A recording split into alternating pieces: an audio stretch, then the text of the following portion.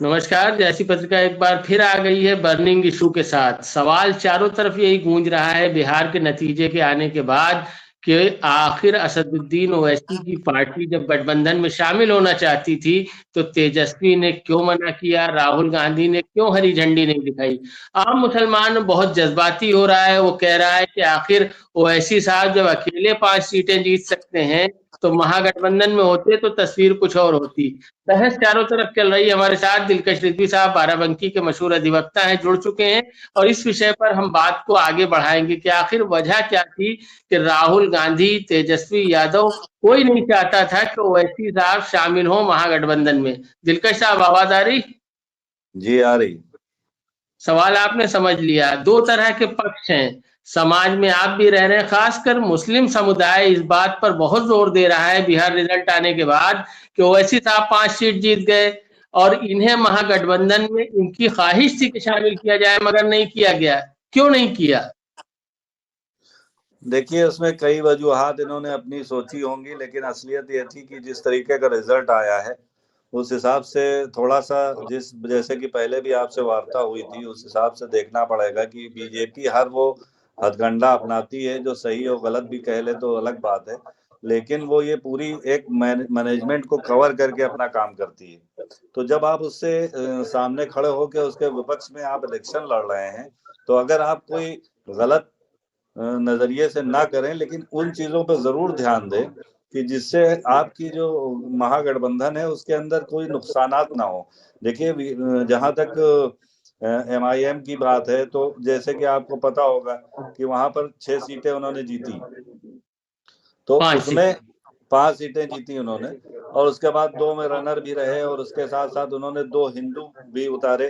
तो इस तरीके से अगर मेरे समझ से वो चाहते तो इतना ज्यादा परेशानी ना होती गठबंधन में शामिल करके। हालांकि वो ये चाहते थे कि कहीं ऐसा फैक्टर ना आ जाए कि लोगों के दिमाग में यह आ जाए कि मुस्लिम जो है वो एक हिसाब से, जैसे कि मुस्लिम नाम उनकी पार्टी में जुड़ा हुआ है। हालांकि वो कोशिश ये करते हैं, 2 सीटें जैसे कि हिंदू कैंडिडेट थे उनके, और उन्होंने बाकायदा अच्छी जीत हासिल की, तो वो कोशिश करते हैं। लेकिन एक जो मीडिया में परसेप्शन दौड़ रहा है, वो परसेप्शन के हिसाब से लोग उसको एक मुस्लिम पार्टी ही समझते हैं, तो इस लिहाज से उन्होंने सोचा होगा। हालांकि मेरा ये मानना है। आपकी बात को हम साफ कर दें जरा सा कि जो महागठबंधन का थिंक टैंक था उसका नजरिया था कि इनकी पार्टी का नाम ऑल इंडिया मजलिसे इत्तेहादुल मुस्लिमीन है, जिसका साफ मतलब है कि अखिल भारतीय मुस्लिम एकता संघ। जो धर्मनिरपेक्ष रूप और प्रारूप इस महागठबंधन का था उसके लिए ये नाम नुकसानदेह होता। ये बिल्कुल वैसा ही होता कि जैसे कांग्रेस बीजेपी से गठबंधन कर ले। सवाल ये भी है कि बीजेपी से कांग्रेस गठबंधन क्यों नहीं कर लेती। तो बात यह है कि कांग्रेस की विचारधारा सांप्रदायिक शक्तियों के सामने मुकाबला करने की है और भारत के धर्मनिरपेक्ष स्वरूप की रक्षा करना है। इस वजह से वो नहीं चाहते कि कोई ऐसा तमगा, कोई ऐसा टाइटल उनके साथ जोड़ा जाए कि जिसमें वो भी कम्युनल नजर आने लगे। एक बात तो यह है। दूसरी बात यह है कि इंटरनेशनल लेवल पर कांग्रेस इंडिया का जो माहौल है उसे इस तरह पेश कर रही है कि यहाँ एक पक्ष का राज हो गया है, जो संवैधानिक संस्थाएं हैं उन पर कब्जा कर लिया गया है। भारत में जो यूनिटी इन डाइवर्सिटी वाला फॉर्मूला था वो धीरे धीरे तार तार हो रहा है। इस वजह से भी, और आप जो पक्ष रख रहे हैं वो भी बिल्कुल सही है। आम लोग ये जानना चाहते हैं कि आखिर जब अकेले कोई पार्टी 5 सीटें जीत सकती है तो उसे महागठबंधन में रखने का फायदा होता। यही कह रहे हैं आप? जी बिल्कुल, ये बात है। देखिए, मामला आपके सामने है। जैसे कि अभी आपको पता होगा, कश्मीर ने किससे गठबंधन किया, आपने देखा। महबूबा उन मुफ्ती से जब किया, सरकार जबकि बनाई। हाँ, जबकि सीधी तौर पे वो मुस्लिम सपोर्टेड पार्टी मानी जाती थी। तो और उस तरीके से, हालांकि वो इसलिए ऐसा कर लेते हैं क्योंकि उनके साथ तंत्र है, उनके साथ मीडिया है, उनके पास मीडिया सवाल, है। हाँ, सवाल सवाल उठाने वाले नहीं है। और यहाँ पर एक भी कमजोरी जो विपक्ष की सामने आती है उसको फौरी तरीके से उजागर किया जाता है, और उसको स्पेस भी नहीं दिया जाता। हालांकि जिस तरीके की आपने बात कही, उस बात एकदम सही है, लेकिन जब देखिए इस तरह का मामला आ जाए कि बीजेपी को किसी भी हालत में हराना है, और देखिए मुझे तो ऐसा महसूस हो रहा है कि जिस तरीके से इन्होंने AIM ओवैसी साहब की पार्टी जो है, इसके जो उन्होंने गठबंधन में हिस्सा नहीं दिया, तो उससे मुस्लिम कम्युनिटी को बड़ी ठेस पहुंची। जैसा कि मैंने पहले आपसे भी कहा था कि वो पहलू आपका, बीजेपी ने खुद ये सवाल उठाया था और शायद वो कामयाब रहे इस बात में कि उन्होंने कहा था 2% जाति जो मल्लाह की है उसे रिप्रेजेंट करते हैं मुकेश सहनी, उन्हें डिप्टी CM के तौर पर प्रेजेंट किया गया है, और मुस्लिम जो 18% की तादाद है उन्हें नजरअंदाज किया गया। तो कहीं ना कहीं ये असर रहा, कहीं ना कहीं मुस्लिम नाराज हुए।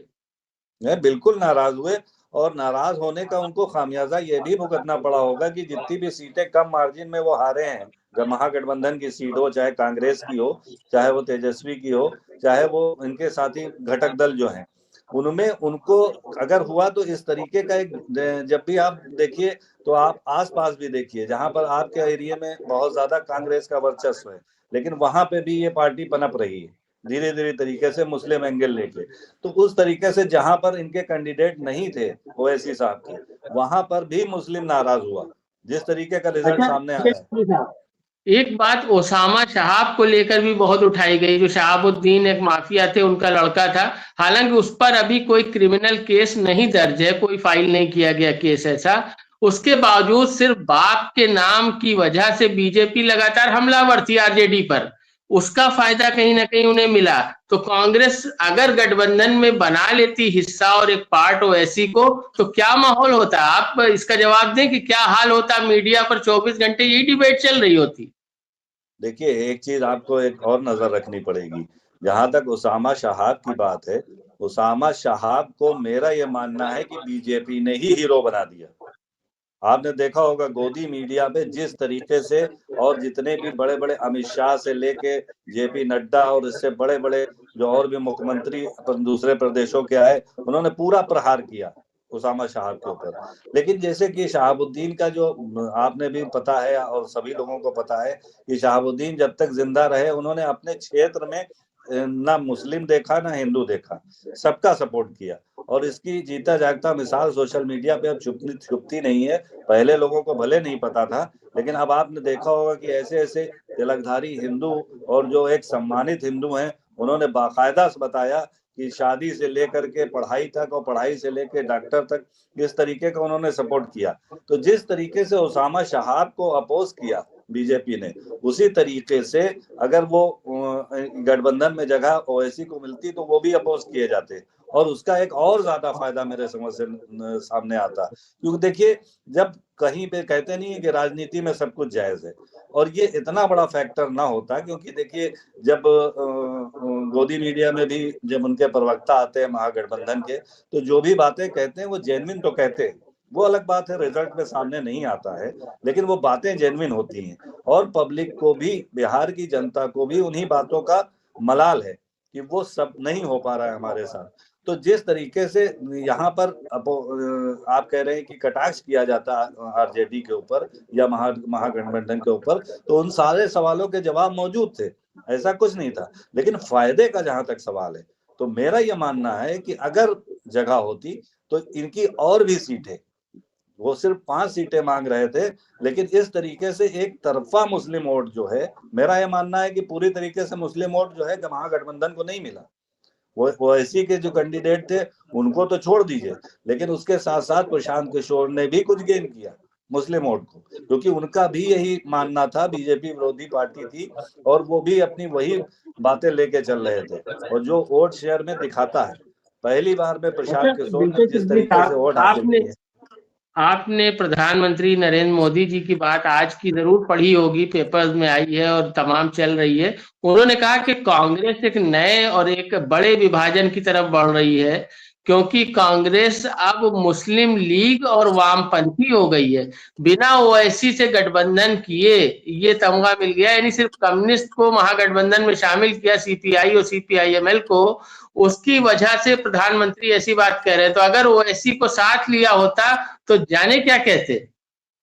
देखिए, अगर इल्जामात की बात करिए तो आपको पता होगा, पिछला आप देखें, अभी बहुत दूर ना जाए, लेकिन आप इल्जामात की बात करें तो जैसे अमित शाह जी हैं और मोदी जी हैं, इल्जामात का तो कोई मिसाल ही नहीं है कि वो किस तरीके के इल्जामात लगाएंगे। इनसे अब ये मौका आ गया है मेरे ख्याल से कि अब उन इल्जामात से डरने की कोई जरूरत नहीं है, क्योंकि इन्होंने बहुत बढ़ चढ़ कर, यहाँ तक कि राहुल गांधी को देशद्रोही बताया, राहुल गांधी को देश के खिलाफ बातें करने के बारे में बताया, यहाँ तक कि ओवैसी को बीजेपी की बी टीम कहा जाता है, लेकिन ओवैसी की ये बात जरूर सही है कि वो क्या है इसका मैं फैसला बिल्कुल नहीं कर सकता, हम लोगों को श्रोता देख रहे होंगे, लेकिन इस बात की तारीफ गोदी मीडिया तक ने की है कि ओवैसी साहब जो भी बात सामने लाते हैं वो तथ्य के साथ लाते हैं और जनता के फायदे के लिए लाते हैं। तो इस तरीके के इल्जाम राहुल गांधी जब तथ्य के साथ बात करते हैं तो कभी मीडिया ये बात मेन स्ट्रीम मीडिया नहीं कहता, ओवैसी जी को प्रचारित करता है। इसीलिए कहा जाता है कि सिस्टम का कहीं ना कहीं हिस्सा हो गए ओवैसी साहब। बिल्कुल सही कहा आपने। अब देखिए इन सारी बातों को तो झेलना पड़ रहा है विपक्ष को। आपने देखा होगा कि अमित शाह जी और मोदी जी की कितनी स्लिप टंक हुई, कितनी बार जबान फिसली, और ऐसी ऐसी फिसली कि जो एक, अगर ये आप थोड़ी देर के लिए सपोज कर लीजिए कि विपक्ष में होते मोदी जी या अमित शाह, तो जाहिर सी बात है अगर मीडिया यही तरीके से अप्रोच करता तो ये जैसे पप्पू बनाया गया है राहुल गांधी को, उसी तरीके से उससे ब्लंडर मिस्टेक इन्होंने की है। जहां तक कि 12वीं पास करके 12th और उसके साथ साथ इस तरीके की बातें, बेटी पढ़ाओ बेटी पढ़ाओ, लेकिन उसको तरजीह नहीं दी गई। और इस तरीके से एक राहुल गांधी को तो इस वक्त इतनी ज्यादा परेशानियों का सामना करना पड़ रहा है कि हर तरह से उनको लड़ना पड़ रहा है। और जहां तक ओवैसी साहब का सवाल है, ओवैसी साहब के बारे में बिल्कुल आपकी बात 100% सही है कि ओवैसी के आने की वजह से तोहमतें तो बहुत लगती, और उनको कम्युनल फोर्सेस के खिलाफ जो लड़ाई है कांग्रेस की, वो विचारधारा की लड़ाई है। अगर वो समझौता कर ले ओवैसी से तो वो चीज जीत तो सकते हैं इलेक्शन, शायद कुछ फायदा भी हो, लेकिन बड़े रूप में अगर बड़े कैनवास पे हम देखें तो बहुत नुकसान पहुंचेगा इससे। हाँ, वो बात आपकी बिल्कुल सही है और इसीलिए शायद उनको छोड़ा। लेकिन देखिए जो अब रिजल्ट आया है उसके बाद अब कहने पे लोग मजबूर हो गए हैं। आपके सामने भी आई होंगी बातें कि इनको ओवैसी को जगह देनी चाहिए थी। वो अलग बात है कि मुस्लिम फैक्टर सपोर्ट करता तो तमाम वोट कटता भी कमनल के हिसाब से, जैसे उनके बारे में मशहूर किया गया है ओवैसी साहब के साथ। तो वो नुकसानात तो होते, उसीलिए गठबंधन में उन्होंने जगह नहीं दी। लेकिन आज इस हार के बाद जरूर उनको पछतावा हो रहा होगा कि काश अगर लिया होता तो शायद हमको फायदा मिल जाता। क्योंकि देखिए इल्जामात तो यूं भी उनके ऊपर देश को तोड़ने के लग रहे हैं, महागठबंधन के ऊपर। खेसारी लाल यादव ने जिस तरीके की डिबेट की, आपने देखा होगा उसने हर बार में यही कहा। आपने देखा होगा कुछ जो पॉलिटिशियन हैं वो खुल के मुसलमानों के बारे में बोलने पसंद नहीं करते, इसी वजह से आपने देखा होगा चाहे वो अखिलेश यादव हों या बड़े बड़े नेता हों, वो एकदम से खुल के मुसलमानों का नाम नहीं लेते, अल्पसंख्यक का नाम लेते हैं या इस तरीके से पसमंदा का नाम लेते हैं। लेकिन ये जैसे कहते नहीं कि जैसे हिंदू का नाम लिया जाता है वैसे नहीं लेते। लेकिन खेसारी लाल यादव ने जिस तरीके से नाम लिया, हमेशा मंदिर के साथ मस्जिद का नाम लिया और कहा आप मंदिर बनाइए मस्जिद बनाइए, मुझे कोई परेशानी नहीं है, लेकिन जो जनता बेरोजगार है उसके लिए क्या करेंगे। तो इन्होंने कोशिशें तो वही की। दिलकश जी, आपने एक बात बीच में कही कि शायद अब महागठबंधन को पछतावा हो रहा हो कि ओवैसी साहब को ले लेते साथ तो शायद कुछ बेहतर परिणाम होते। तेजस्वी को जरूर पछतावा हो सकता है, लेकिन राहुल गांधी जो अभी तक हम लोगों को समझ में आए हैं जितना, राहुल गांधी को कतई मुझे नहीं लगता कि कोई पछतावा होगा। आपको क्या लगता है? नहीं, सही बात है। राहुल गांधी की बात यह है क्योंकि एक लार्जेस्ट पार्टी है और वो पूरे देश का इलेक्शन लड़ती है और उसका प्रतिनिधित्व जो है लगातार अपने तथ्यों के साथ राहुल गांधी जी करते चले आए हैं और वो बातें समझ में आती हैं। लेकिन जैसे कि मैंने आपके पहले की चर्चा में कहा कि कांग्रेस में जैसे कि पहले भी देखा जाता था और अभी भी देखा जाता था, जमीनी स्तर पे उस तरीके से कार्यकर्ता काम नहीं करते और उन बातों को पब्लिक तक पहुंचा नहीं पाते।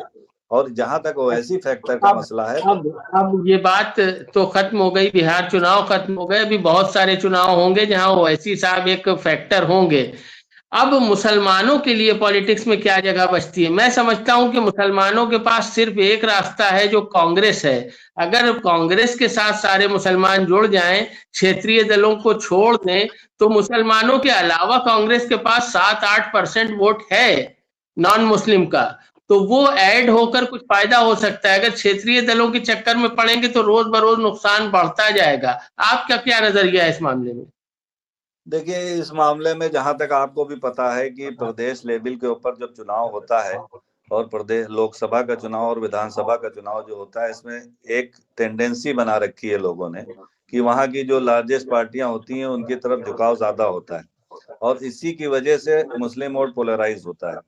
मेरा ये मानना है कि अगर आपको किसी शख्सियत को गिराना है, वो मैं एक राजनीति की आम बात कर रहा हूँ, मुझे बीजेपी की कुल मतलब कहने का ये मकसद नहीं, कोई भी पार्टी सामने आपके आए तो आपको हर वो हथकंडे अपनाने होंगे जिससे ये हो कि आपका वोट पोलराइज ना हो। अगर आपको ये यकीन है कि ओवैसी की पार्टी जीत जाएगी तो आप एक कैंडिडेट बढ़ाने के लिए आप ओवैसी के साथ जाएं, कोई हरकत नहीं। जैसे मुस्लिम बाहुल जगहें होती हैं वहां पे ओवैसी भी अब थोड़ा सा क्योंकि उनको फायदा मिला है तो वो कोशिश भी करते हैं कि जैसे हिंदू कैंडिडेट उन्होंने उतारे, उससे उन्होंने अपनी छवि को भी सुधारने की कोशिश की कि देखिए हम खाली मुस्लिम की पार्टी नहीं है। तो वहां पर उनको हिंदू वोट भी मिला और मुस्लिम वोट भी मिला। जहां पर टोटली मुस्लिम बाहुल है वहां से मुस्लिम जीते। तो लेकिन आप अगर ये कोशिश करेंगे कि हम ओवैसी को जिताने के लिए, जहां पर ओवैसी की टीम नहीं जीत पा रही है, ओवैसी का विधायक नहीं जीत पा रहा है, वहां भी आप ओवैसी के साथ हैं, तो ये एक गलत धारणा होगी। क्योंकि आपका मकसद सिर्फ है कि आप लगातार देखते चले आ रहे हैं 2014 से कि जिस तरीके से उन्होंने कमांड कर रखा है उस तरीके से अगर आप कोई ठीक से पृष्ठभूमि नहीं बनाएंगे तो इलेक्शन में हराना बीजेपी को आसान काम नहीं है, जिस तरीके से हवा में इलेक्शन लड़ा जाता है। आपने एक बात कही कि जैसा हथकंडा सत्ता पक्ष की तरफ से उठाया जाता है, जवाब में वैसा ही हथकंडा अपनाया जाना चाहिए। ये नहीं, आप देखिए इसमें इसमें इसमें मैं रोकूंगा। देखिए मेरा ये मानना है कि हर वो काम आप ना अपनाएं जो आपकी विचारधारा से अलग है। विचारधारा को कभी ना छोड़ें, क्योंकि देखिए विचारधारा को ना छोड़ने की वजह से ही आपको मालूम होगा कि गांधी जी ने देश को आजाद किया। अगर वो विचारधारा को छोड़ देते, यहाँ तक कि स्वतंत्रता सेनानी जो थे उनके साथ भी उनका विवाद रहा, उनकी विचारधारा अलग थी जो हमारे क्रांतिकारी नेता थे। तो देखिए विचारधारा तो आप चाहे पॉलिटिक्स में ले लीजिए या आप अपनी निजी जिंदगी में रख लीजिए, हर इंसान को यह जरूरी है, चाहे वो हिंदू धर्म हो, मुसलमान धर्म हो या राजनीति हो या आप अपने प्रोफेशन की किसी भी फील्ड में ले लीजिए, आप अपनी विचारधारा को जिस दिन छोड़ेंगे उसी दिन आप तितर बितर हो जाएंगे। विचारधारा ही है जो बीजेपी को अभी तक बनाए सवाल हुए। करना चाहेंगे, आखिरी सवाल, क्या जहां पर 80-20 का रेशियो हो आबादी का, वहां अपनी कयादत और अपनी लीडरशिप की बात करना बेवकूफी है? बिल्कुल, जैसा कि मैंने आपसे बताया कि 80-20 फैक्टर आपको एक कैंडिडेट के हिसाब से देखना पड़ेगा। आप पता है, आप आज की डेट में जो यंग जनरेशन है उसको ना पता होगा, लेकिन जो बुजुर्ग हैं उनको पता है। और आज के दौर में बुजुर्गों की राय लेना बंद कर दिया है लोगों ने, आज के माहौल में लोग ढल गए हैं। लेकिन हमेशा इस बात की, जैसा कि मैंने पहले भी कहा, कि आप कायद बनाइए, लेकिन कायद के साथ आपकी दूर की नजर बहुत जरूरी होनी चाहिए। कि आप कायद बनाने के लिए आप जैसे जैसे कहते हैं नहीं, बीजेपी के लोगों को अंधभक्त कहा जाता है, तो आप भी अंधभक्त हैं। अगर आप ये सोच रहे हैं कि नहीं भाई मुस्लिम को ही वोट दूंगा, तो फिर आप अंधभक्त हैं। आप भी, इसमें कोई गुरेज नहीं, मैं खुलेआम कहना चाहता हूं। आपको ये देखना है कि राजनीतिक जो नजरिया है उससे आपकी सीटें कितनी बढ़ रही हैं। अब मुझे मालूम है कि मेरे विधायकी क्षेत्र में मुस्लिम कैंडिडेट नहीं जीत पाएगा, फिर भी मैं मुस्लिम को वोट दूं, तो ये एक नंबर की बेवकूफी। टेक्निकल वोटिंग की तरफ इशारा कर रहे हैं कि जहां पर आप जिसे अच्छे कैंडिडेट के साथ जाएं और जिसे हराना चाहते हैं उसके खिलाफ वोटिंग करें। बिल्कुल बिल्कुल।